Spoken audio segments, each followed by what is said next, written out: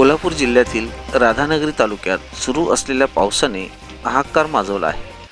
भोगावती परिसरासह सर्वत्र जलप रलय निर्माण झाल्याचे चित्र समोर दिसत आहे।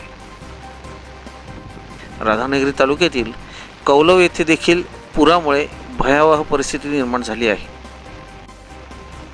या परिस्थितीतून नागरिकांना सुखरूपपणे बाहेर काढण्याचा प्रयत्न गावाचा कोतवाल आनंदा नामदेव गुरव हा गेले 5 दिवस अहोरात्र राबून अक्षरशः गुराख्याची भूमिका पार पाडताना दिसतोय।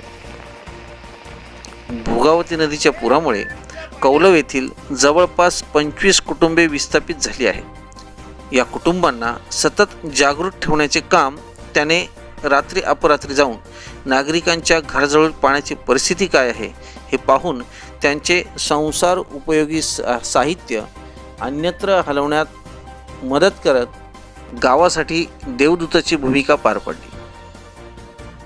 आनंदा गुरव यांच्या कामाचे सर्वत्र कौतुक होत आहे।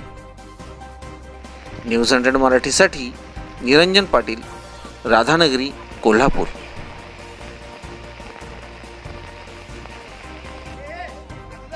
आपलं चॅनल न्यूज 100 सबस्क्राईब केलं का? जर केलं नसेल तर लाईक करा, सबस्क्राईब करा व बेल आयकॉनवर क्लिक करून आमचे ताजे अपडेट्स मिळवा। धन्यवाद।